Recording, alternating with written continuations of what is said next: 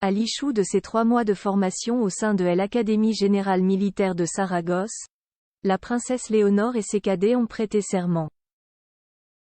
Pour cette étape primordiale dans sa vie de future reine, l'adolescente a pu compter sur la présence de ses parents.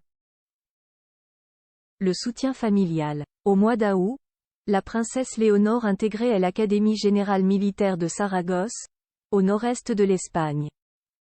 Et, samedi 7 octobre, à l'issue de ses 3 mois de formation, l'adolescente de 17 ans et ses 411 cadets ont revêtu l'habit militaire dans l'enceinte du Patio de Armas, afin de prêter serment sur le drapeau. Pour cette étape cruciale, le roi Felipe VI et la reine Laetitia étaient évidemment de la partie. Le monarque de 55 ans arborait son traditionnel uniforme. À ses côtés, son épouse a quant à elle opté pour une robe sans manches bleues à pois. Coupée au-dessus de la cheville, le jupon laissait apparaître une paire d'écarpins à bout pointu. Côté mise en beauté, l'ancienne journaliste de 51 ans a misé sur un brushing et un regard brun.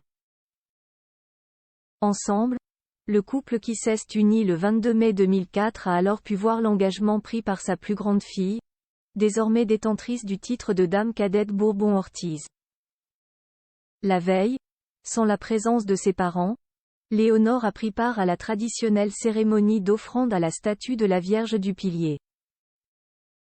Au sein de la basilique patronale de l'hispaniste de l'Académie générale militaire de Saragosse, la sœur de Sofia a prié pour sa protection.